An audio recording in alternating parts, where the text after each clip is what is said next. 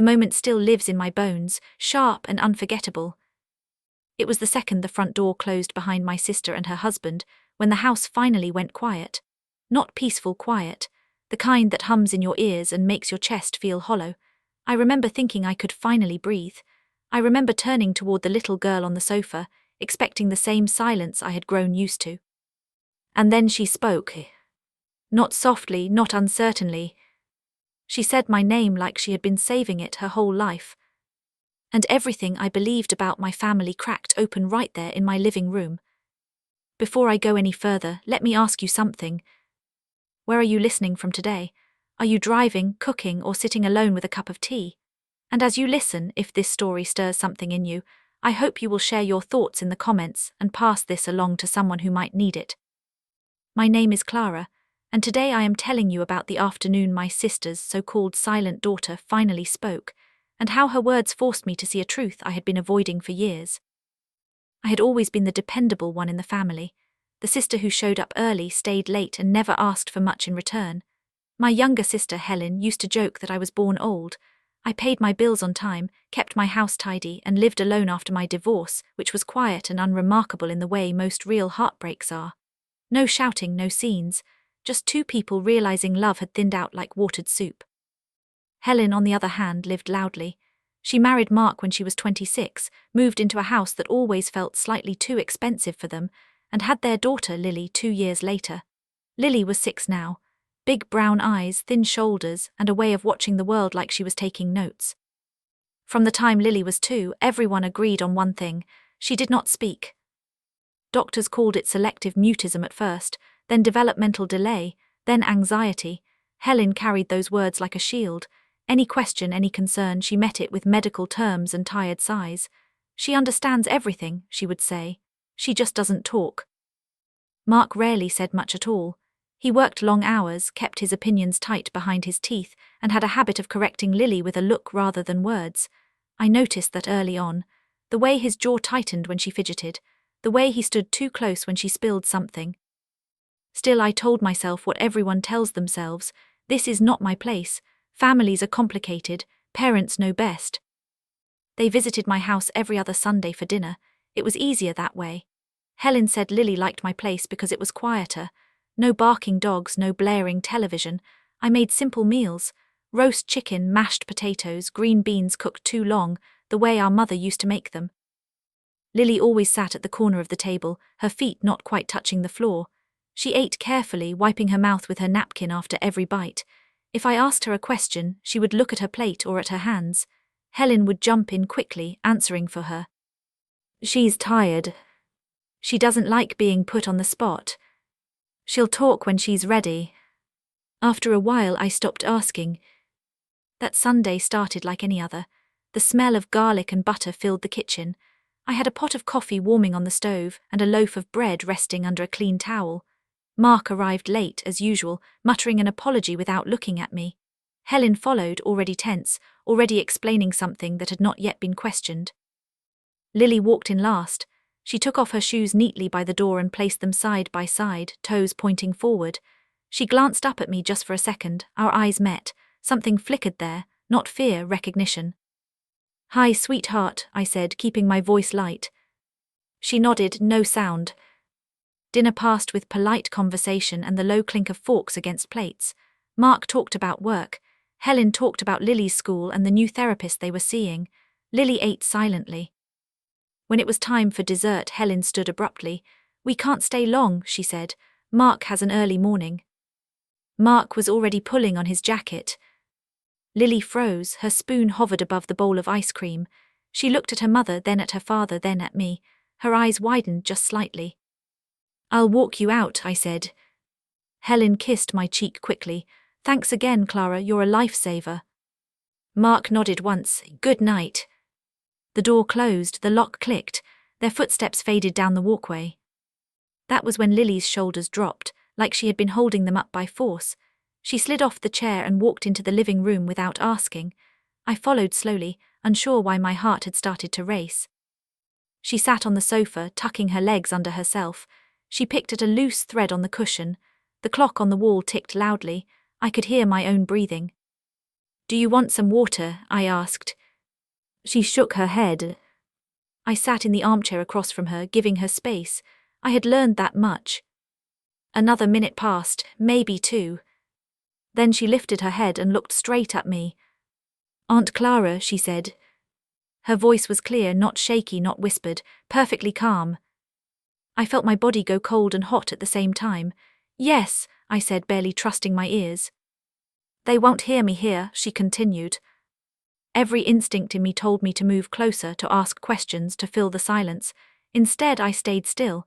I let her lead. Who won't hear you? I asked. Mom and Dad, she said. They don't like it when I talk. The words landed gently like snow, but the weight of them crushed something in my chest. What do you mean, honey? She shrugged, the way children do when something feels obvious to them. Dad says I make things worse. Mom says it's better if I'm quiet. I felt my hands start to tremble. I folded them in my lap to hide it. How long have you been able to talk? I asked. All the time, she said, since I was little. I swallowed hard. Why haven't you told anyone? She looked down at her hands. Because Dad watches my mouth, and Mom cries when I try. I stood up then, unable to sit any longer. I walked to the window and stared out at the dark street, grounding myself in the familiar shape of the houses, the glow of a porch light across the way. My reflection in the glass looked older than I felt. When I turned back, Lily was watching me carefully. Lily, I said slowly, choosing each word like it mattered because it did, has your dad ever hurt you? She hesitated just a beat, then she nodded. Not with his hands, she said quickly, with his voice and his eyes. My knees nearly gave out. I lowered myself back into the chair. And your mom? I asked. She tells me to be good, Lily said. Being good is being quiet. But I thought of every Sunday dinner, every time Helen had spoken for her, every time I had accepted the explanation because it was easier than pushing. Why are you telling me now? I asked. Because you listen, she said simply, and because I'm tired. The honesty of that broke me. I reached out slowly and rested my hand on the edge of the coffee table, not touching her, but close enough that she could if she wanted to. I'm glad you told me, I said. You did nothing wrong. She nodded, like she had been waiting to hear that. We sat there for a long time after that. I didn't ask for more details. I didn't promise anything I couldn't keep. I just stayed. That night, after Lily finally fell asleep in the guest room, I sat alone in my kitchen with the lights off. The house smelled faintly of vanilla and coffee. I replayed every moment, every sign I had missed. Guilt settled heavy in my stomach. I knew then that nothing would ever be the same. Not my relationship with my sister, not the way I saw my family, not the quiet I had mistaken for peace. I also knew I could not ignore what I had been given. Lily had trusted me with her voice, and once you hear something like that, truly hear it, you don't get to pretend you didn't. I stared at my phone on the table, Helen's name glowing softly on the screen under recent calls. My finger hovered, then pulled back. Not yet, I told myself. First, I needed to understand exactly what I was stepping into. And that was only the beginning. I did not sleep that night. I lay in bed listening to the house settle, every small sound louder than it had ever been before, the refrigerator humming, a car passing somewhere down the street, the soft, uneven rhythm of Lily's breathing through the thin wall between our rooms. Each sound reminded me that she was there under my roof, trusting me in a way no one ever had before. At 3 a.m, I got up and stood in the hallway. I watched her door for a long moment, my hand resting against the cool paint of the wall. She was safe, at least for now. That thought steadied me just enough to keep going. By morning, I had made a decision I could not undo. Helen arrived just after 10, earlier than usual. She looked tired, dark circles under her eyes, her hair pulled back too tightly. Mark stayed in the car. That alone told me something was off. She didn't want to come home last night, Helen said as soon as she stepped inside. She cried all the way here. Lily stood behind me, her fingers wrapped around the hem of my sweater. She didn't cry. She didn't look scared. She just watched her mother with that same quiet attention. She slept fine, I said evenly. We had breakfast together. Helen glanced past me, as if checking for something. She didn't cause any trouble. No, I said, she didn't. Helen exhaled, relief and tension tangled together. Good, Mark gets anxious when routines change. There it was again, Mark's comfort placed carefully above everything else. She can stay a little longer, Helen added quickly. Just for today, I need to run errands. I nodded, that's fine. Helen bent down and kissed Lily's forehead. Be good, she said. Listen to your aunt. Lily didn't respond. Helen straightened, gave me a quick smile that didn't reach her eyes and left. The door closed, the house went quiet again. Lily let go of my sweater and walked into the living room, settling onto the sofa like she belonged there. She picked up a book from the coffee table, one she had looked at dozens of times without ever opening. Today she opened it.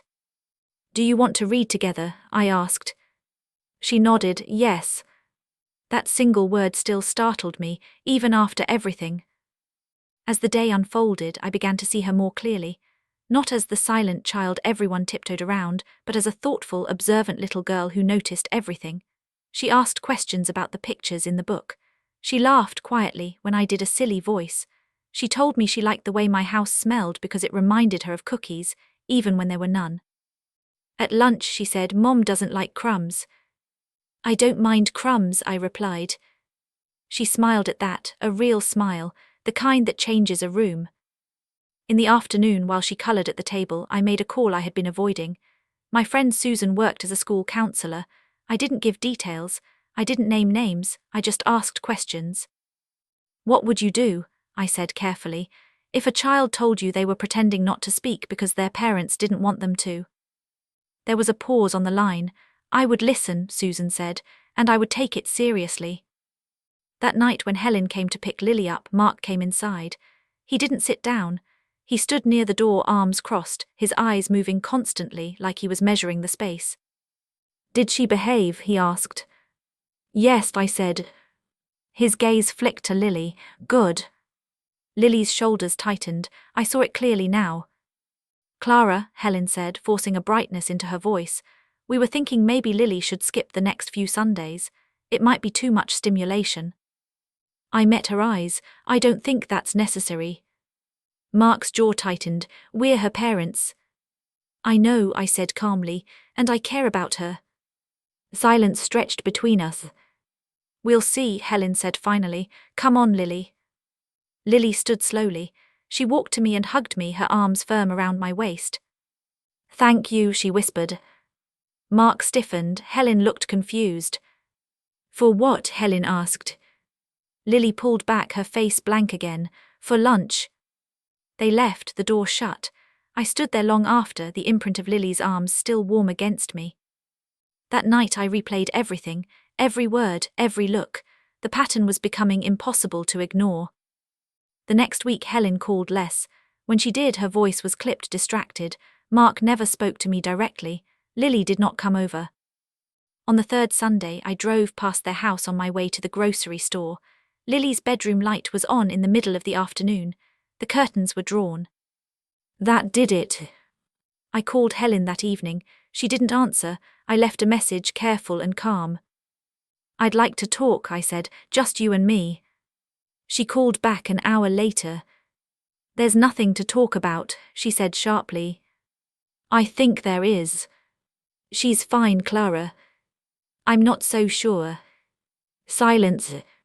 What did she say to you? Helen asked finally, her voice low. My heart pounded. She talked, I said. A sharp intake of breath. She doesn't talk. She does, I said gently. She always has. Helen laughed, a brittle sound. You're imagining things. I'm not. Another pause. I could hear Mark's voice in the background, asking something I couldn't make out. You've crossed a line, Helen said. You don't understand our family. I understand that your daughter is afraid to use her voice. That's enough, she snapped. Stay out of this. The line went dead. I sat there, phone still in my hand, the weight of what I had done settling over me. I had named the truth out loud. There was no going back. 2 days later, Susan called me back. I keep thinking about what you said, she told me. If this is real, Clara, the child needs an advocate, someone safe. I know, I said. I'm trying to be that. Be careful, she said. Families close ranks when they feel threatened. She was right. The next time I saw Lily was at my mother's birthday dinner. Helen and Mark arrived late. Lily walked in behind them, her face closed off, her eyes scanning the room like she was checking for exits. She didn't look at me. At the table, Mark placed his hand on her shoulder and kept it there the entire meal. Every time she shifted, his fingers tightened. "Say thank you," Helen murmured when a plate was passed. Lily nodded, no sound. My chest burned. After dinner, when everyone moved into the living room, Lily drifted toward the hallway. I followed at a distance, pretending to look for something. She slipped into the bathroom and closed the door. I waited. A minute passed, then another. "Lily," I said softly through the door. "Nothing." I tried the handle, it was unlocked. I opened the door slowly. She was standing on the bath mat, her hands clenched at her sides, tears streaming silently down her face. "They're mad," she whispered. I talked. My heart broke clean in two. "Who are they mad at?" I asked. "At you," she said. "Dad says you're a problem." Footsteps approached down the hall, Mark's voice sharp and impatient. "Lily's." She flinched. I stepped back, giving her space. "Go wash your hands," I said calmly, loud enough for Mark to hear. "We're about to have cake." She nodded and turned to the sink. Mark appeared in the doorway, his eyes cold. "What are you doing?" "Helping her wash her hands," I said. He stared at me for a long moment, then smiled thinly. "Mind your business." I held his gaze. "I am." That night I cried in my car after I left. Not loud, not messy, just quiet tears that soaked into the collar of my coat. I knew then that waiting was no longer an option. Whatever this was, it was tightening around Lily, squeezing her smaller and smaller. And I had a terrible feeling that if I didn't act soon, she would disappear into that silence for good.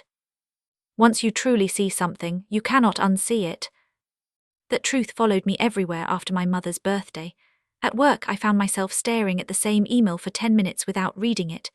In the grocery store, I watched a father snap at his son in the cereal aisle and felt my chest tighten.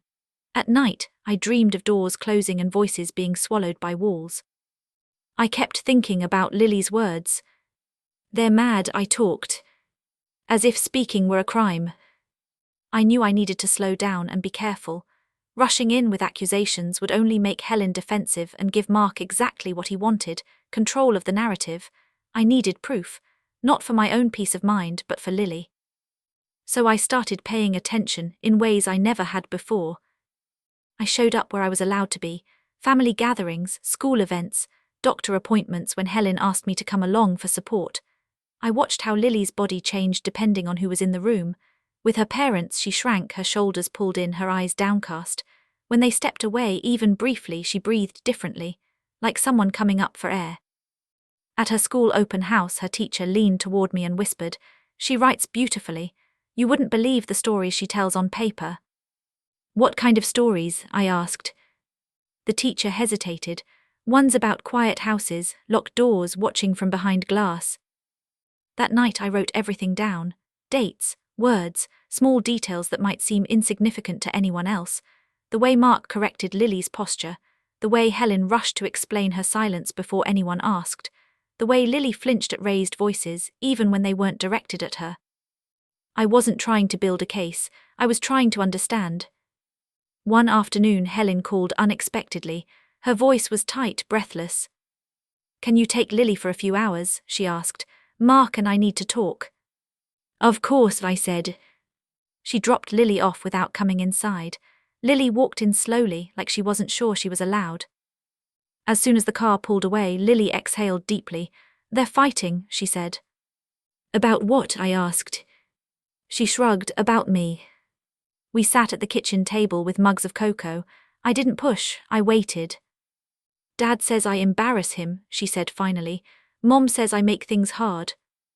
I wrapped my hands around my mug to keep them steady. "You don't embarrass anyone," I said, "and you are not hard."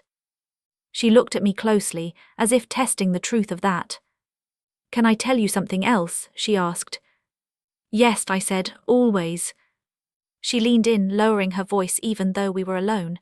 "Dad practices with me." "Practices what?" I asked. "Being quiet," she said. "He makes me hold my mouth closed and look at the floor. If I move, he starts over.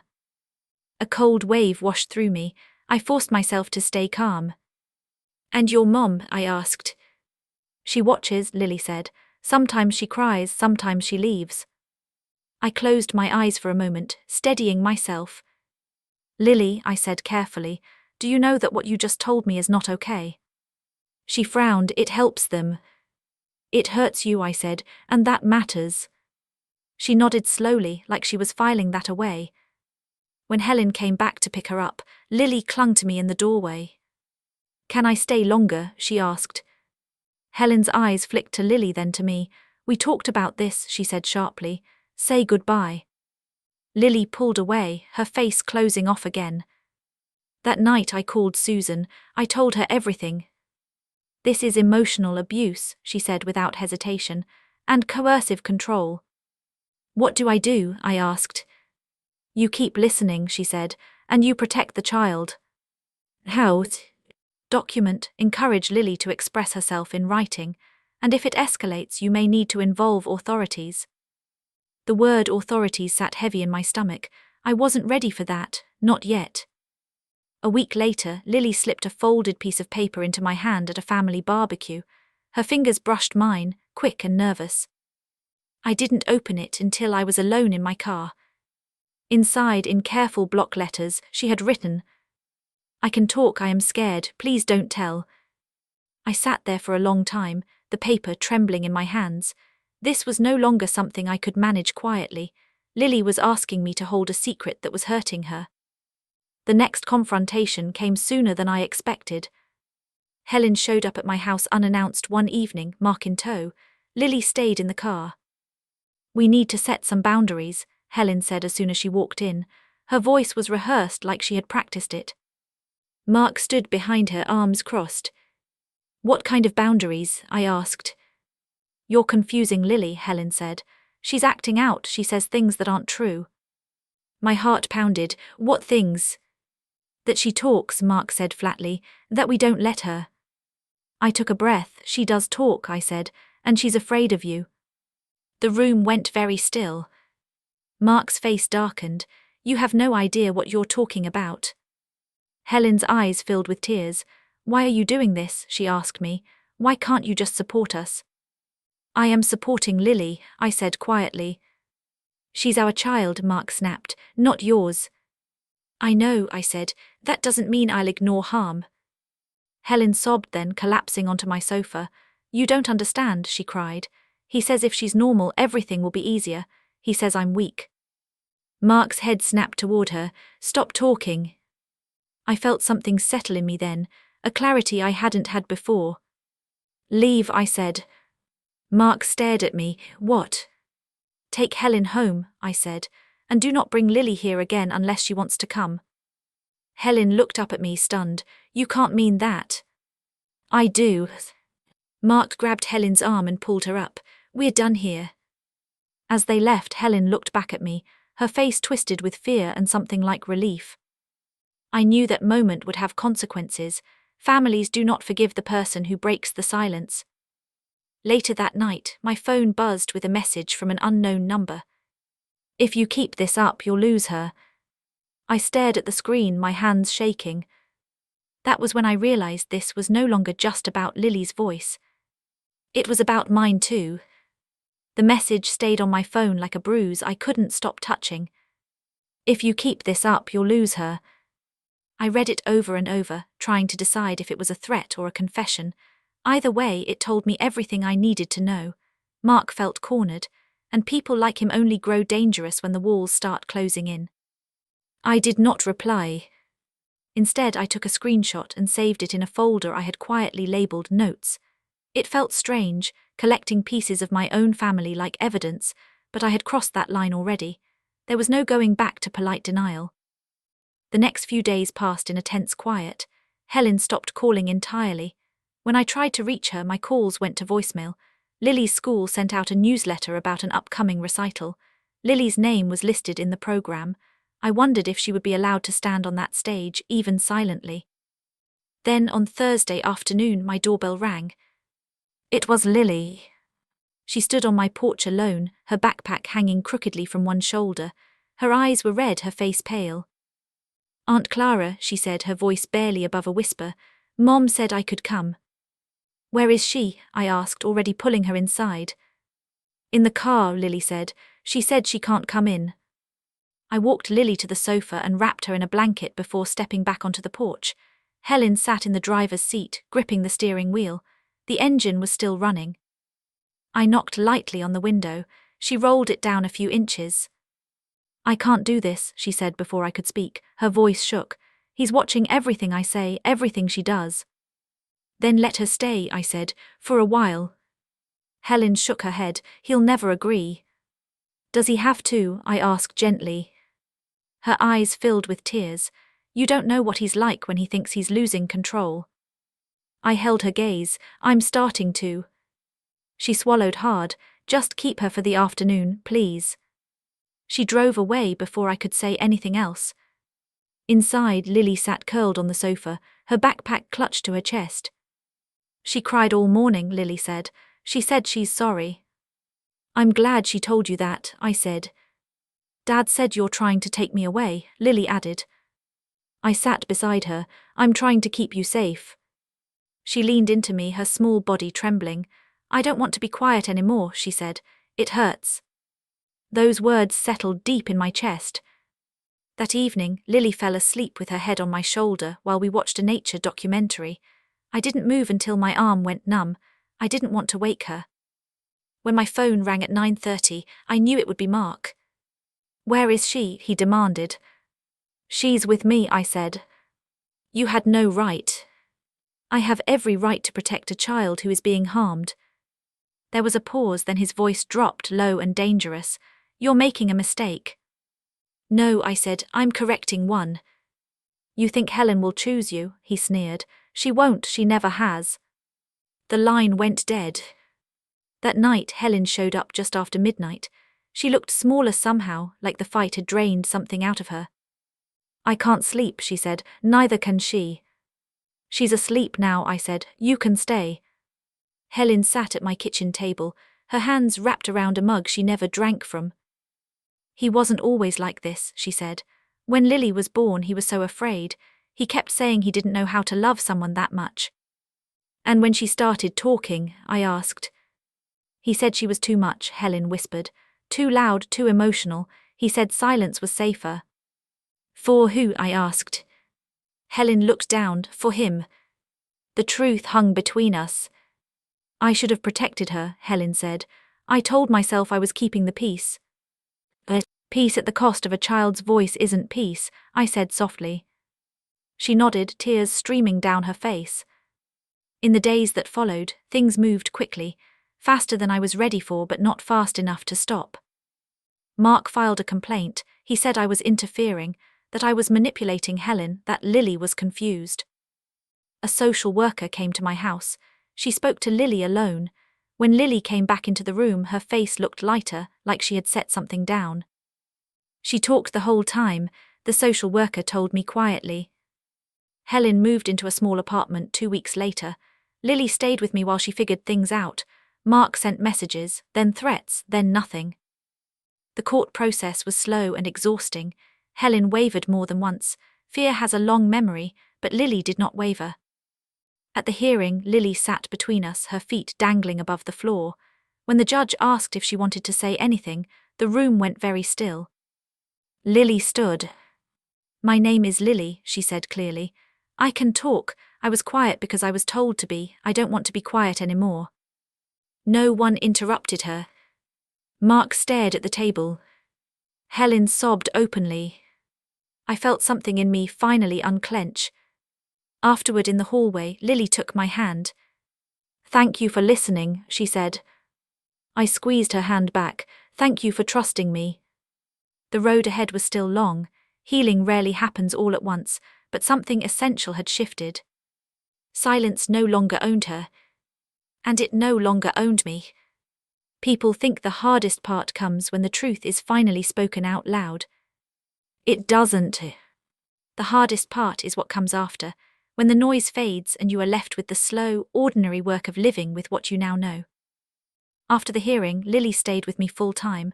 The court called it temporary. Lily called it safe. Helen moved between guilt and relief like someone learning how to walk again after an injury. Some days she was strong, determined to rebuild. Other days she was hollowed out by shame. Mark disappeared from our daily lives, but not from our thoughts. His shadow lingered in the way Lily still startled at sudden movements, in the way Helen flinched whenever her phone buzzed. We settled into a new routine. Mornings were slow.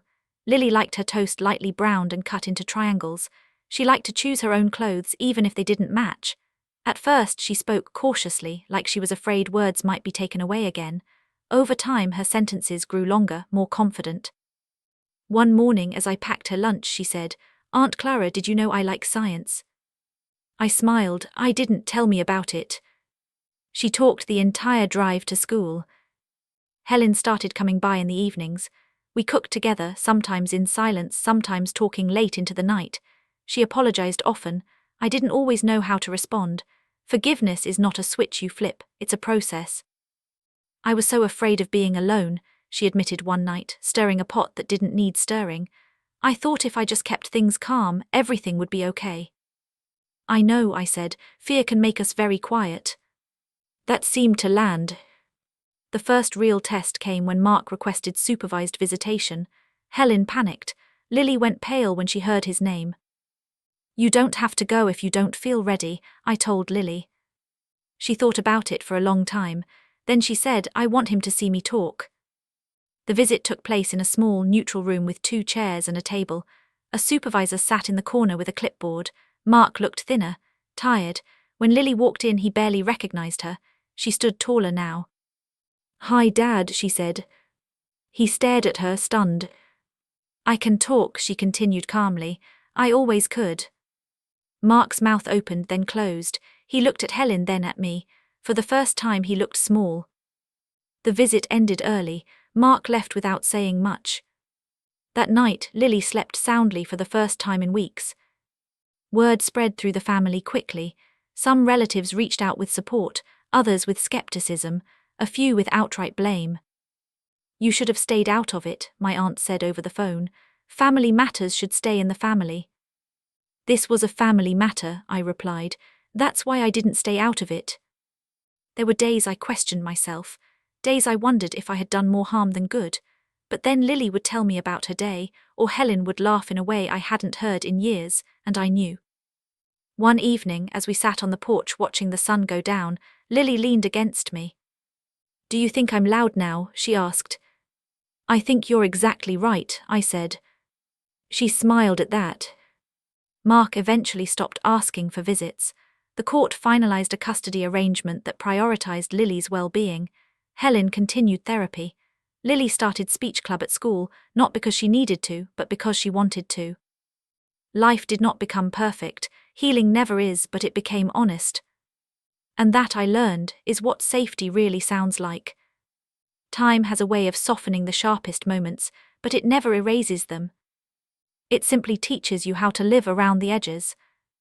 Months passed, then a year. Lily grew taller, her voice steadier, her laughter louder.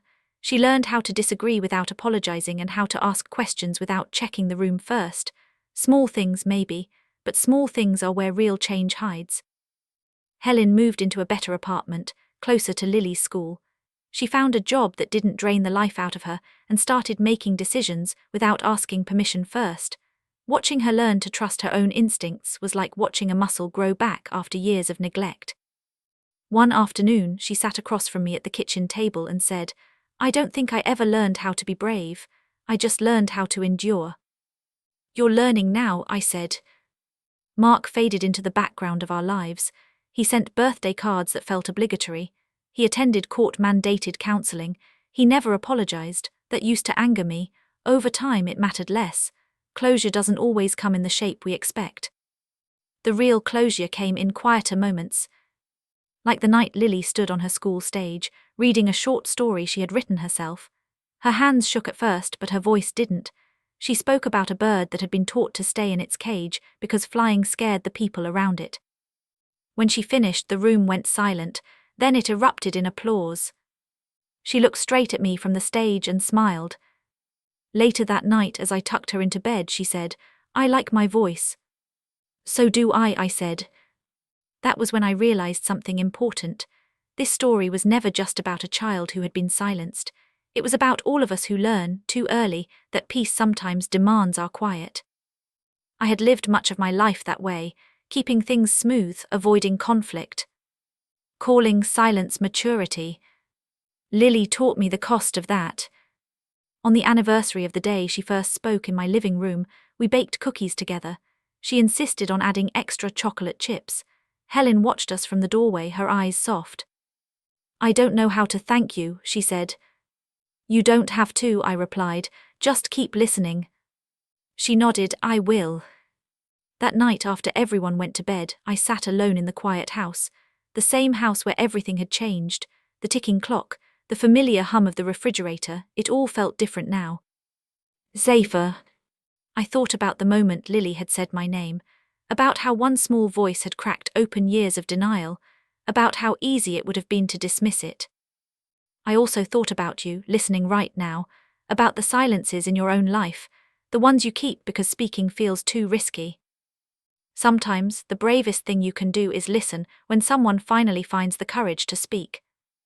As I sit here now, thinking back on everything that changed in that quiet living room, I keep coming back to one simple truth. Silence can look like peace from the outside, but inside it can feel like disappearing. I almost missed it. I almost told myself it wasn't my place. And if I had, Lily might still be holding her words in her chest, believing her voice was a problem instead of a gift.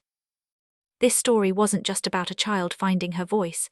It was about an adult finally learning to listen, even when listening meant losing comfort, approval, and the illusion of family harmony. Sometimes love doesn't whisper. Sometimes it speaks up, even when its voice shakes. So I want to ask you something. If someone in your life finally trusted you with a truth they were afraid to say out loud, would you be brave enough to hear it? Would you be willing to let things change because of it? If this story stayed with you, I hope you'll share where you're listening from and tell me your thoughts in the comments. And if you know someone who might need to hear this, please share it with them. You never know whose silence might be waiting for one safe person.